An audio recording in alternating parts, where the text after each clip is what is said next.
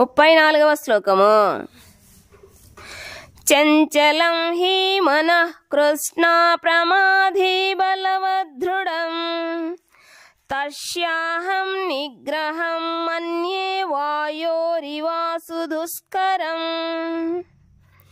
చంచలం మిక్కిలి చంచలము, హి నిశ్చయముగా, మనహు మనస్సు, కృష్ణ ఓ కృష్ణ, ప్రమాధి మిక్కిలి కలత పెట్టునది, బలవత్తరమైనది, దృఢమైనది, తస్యా దానిని, అహం నేను, నిగ్రహం నిగ్రహించుట, మన్యే భావిస్తున్నాను, వాయువును ఇవావలే, సుదుష్కరం మిక్కిలి కష్టమైనది.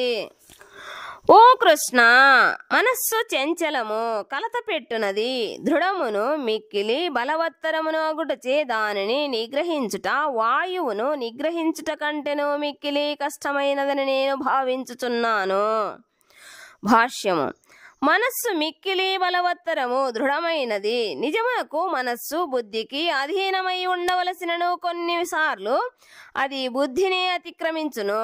క్రియాశీలమైన భౌతిక జగత్తులో అనేక విరుద్ధ అంశములతో పోరాడు మానవునకు నిశ్చయముగా అట్టి మనస్సును నియంత్రించుట మిక్కిలి కష్టమగును. కృత్రిమముగా ఎవరైనను శత్రుమిత్రుల పట్ల సమాన వైఖరిని ప్రదర్శింపవచ్చును, కానీ నిజమునకు భౌతిక వ్యక్తి మాత్రము అట్లు ఎన్నటికీ చేయలేడు.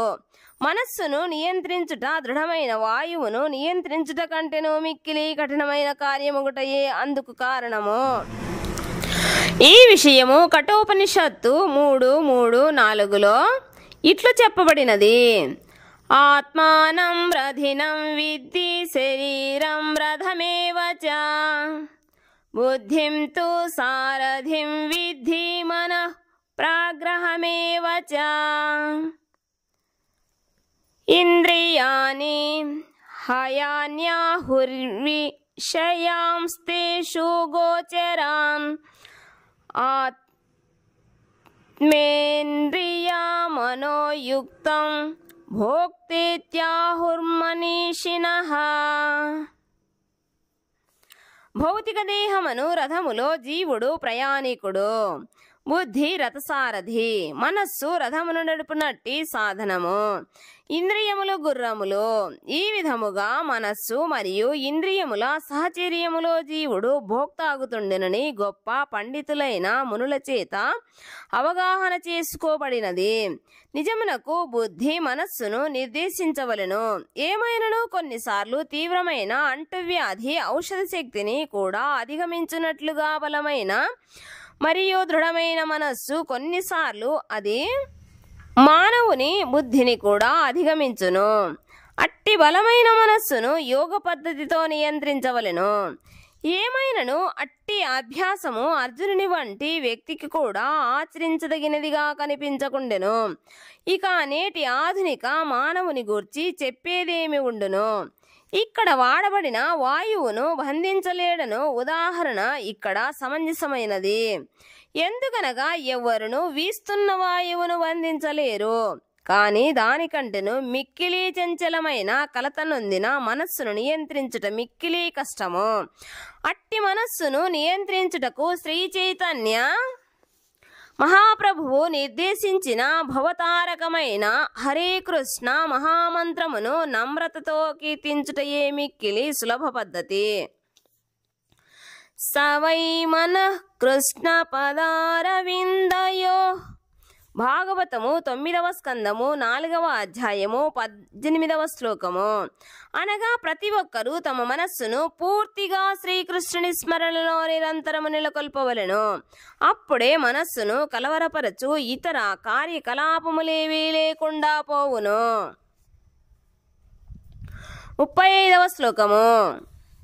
శ్రీ భగవానువాచ అసంశయం మహాబాహో మనోదుర్నిగ్రహం చలం అభ్యాసేన తు కౌంతేయ వైరాగ్యేన చ గృహ్యతే. శ్రీ భగవాన్ ఉవాచ. శ్రీకృష్ణ భగవానుడు పలికెను. అసంశయం నిస్సందేహముగా, మహాబాహో గొప్ప పరాక్రమము గల భుజములు కలిగినవాడా, మనోహు మనస్సు దుర్నిగ్రహం నిగ్రహించుటకు శక్యము కానిది. చలం చంచలమైనది. అభ్యాసేన అభ్యాసముచే తూ కాని కౌంతేయ ఓ కుంతి పుత్రుడా వైరాగ్యేన అనాసక్తి చేత చా కూడా గృహ్యతే అట్లు నియంత్రించబడును. శ్రీకృష్ణ భగవానుడు పలికెను, ఓ మహాబాహువులు గల కుంతీపుత్ర, నిస్సందేహముగా చంచలమైన మనస్సును నిగ్రహించుట మిక్కిలి కష్టతరము. కానీ తగిన అభ్యాసము మరియు వైరాగ్యములచే దానిని సాధింపవచ్చును. భాష్యము. దృఢమైన మనస్సును నియంత్రించుట కష్టమని అర్జునుడు వ్యక్తపరిచిన అభిప్రాయమును శ్రీకృష్ణ భగవానుడు అంగీకరించెను. ఏమైనను అట్టి కార్యము అభ్యాసము మరియు వైరాగ్యములచే సాధ్యపడునని అదే సమయములో అతడు సూచిస్తుండెను. ఆ అభ్యాసము ఎట్టిది? ప్రస్తుత కాలములో నిజమునకు ఎవ్వరును పుణ్యక్షేత్రములను దర్శించుట, మనస్సును పరమాత్మపై కేంద్రీకరించుట, ఇంద్రియములను మనస్సును నియంత్రించుట, బ్రహ్మచర్యమును పాటించుట, ఏకాంతముగా నివసించుట వంటి కఠిన నియమములను పాటించలేరు. ఏమైనను కృష్ణ చైతన్యమును అభ్యసించుట ద్వారా మానవుడు భగవానుని నవవిధ భక్తియుక్త సేవలో పాల్గొనగలడు. అట్టి భక్తియుక్త సేవా కార్యములలో మొట్టమొదటిది శ్రీకృష్ణుని గూర్చిన శ్రవణము. మనస్సులోని అపోహలనన్నింటినీ తొలగించుటకు ఇది మిక్కిలి శక్తివంతమైన దివ్య విధానము. మానవుడు శ్రీకృష్ణుని గూర్చిన శ్రవణమును ఎంత అధికముగా చేసినచో అంత అధికముగా జ్ఞాన వికాసమును పొంది శ్రీకృష్ణుని నుండి మనస్సును దూరము చేయు అన్ని విషయములలో అనాసక్తుడగును. భగవంతుని భక్తితో సంబంధము లేని కార్యముల నుండి మనస్సును నియంత్రించుట ద్వారా మానవుడు వైరాగ్యమును సులభముగా అలవరుచుకొనును. వైరాగ్యము అనగా భౌతిక విషయముల నుండి విడువడిన మనస్సును ఆధ్యాత్మిక విషయములలో నెలకొల్పుట అని అర్థము. నిజమునకు మనస్సును శ్రీకృష్ణునకు సంబంధించిన కార్యములలో నెలకొల్పుట కంటెను నిరాకారతత్వముతో వైరాగ్యమును పొందుట ఎంతో కష్టము. కనుకనే కృష్ణ భక్తి సులభముగా ఆచరించదగిన విధానము. ఎందుకనగా శ్రీకృష్ణుని గూర్చిన శ్రవణము ద్వారా మానవుడు అప్రయత్నముగానే పరతత్వము వైపుకు ఆకర్షించబడును. అట్టి ఆసక్తియే పరేషానుభూతి, ఆధ్యాత్మిక సంతృప్తి అనబడును. ఇది ఆకలితో ఉన్నవాడు ప్రతి ముద్దను ఆస్వాదిస్తూ తినప్పుడు పొందు తృప్తి వంటిది. ఎంత అధికముగా భుజించినచో అంత అధికముగా అతడు శక్తిని బలమును పొందును. అదే విధముగా భక్తియుక్త సేవను అధిక ఉత్సాహముతో నిర్వహించినప్పుడు మనస్సు భౌతిక విషయముల నుండి దూరమవుతుండును. కనుక అతడు అధికమైన ఆధ్యాత్మిక ఆనందమును పొందుతుండును. ఇది చక్కటి వైద్యము మరియు తగిన ఆహారముతో పథ్యము రోగమును నయము చేయుట వంటిది. శ్రీకృష్ణ భగవానుని దివ్యలీలలను శ్రవణము చేయుట వెర్రి మనస్సుకు అత్యుత్తమ వైద్యము కాగా కృష్ణ ప్రసాదమును భుజించుట భవరోగికి సరియైన పథ్యాహారము. ఇట్టి చికిత్సా విధానమే కృష్ణ చైతన్య విధానము. 36వ శ్లోకము. అసం యతాత్మనా యోగో దుష్ప్రాప ఇతి మే మతిః వశ్యాత్మనా తు యతతా సఖ్యో వాప్తుముపాయతః. అసంయత ఆత్మనా నియంత్రించబడని మనస్సు కలిగిన వానిచే యోగ ఆత్మానుభూతి దుష్ప్రాప పొందసాధ్యము కానిది. ఇతి అని మే నా యొక్క మతి అభిప్రాయము. వశ్యాత్మన నియంత్రించబడిన మనస్సు కలిగిన వానిచే తూ కాని యతతా యత్నించినప్పుడు సఖ్య ఆచరణ యోగ్యము అవాప్తం సాధించుటకు ఉపాయత తగిన మార్గములచే నిగ్రహించబడని మనస్సు కలిగిన వానికి ఆత్మానుభూతి మిక్కిలి కఠిన కార్యము. కానీ మనోనిగ్రహము కలిగి తగిన పద్ధతుల ద్వారా యత్నించు వానికి తప్పక విజయము సిద్ధించును.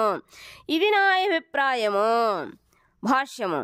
భౌతిక కార్యముల నుండి మనస్సును దూరము చేయుటకు తగిన చికిత్సను చేపట్టని వాడు ఆత్మానుభూతి మార్గములో ఏమాత్రము విజయమును సాధించలేడని దేవాదిదేవుడు ఇక్కడ ప్రకటించెను.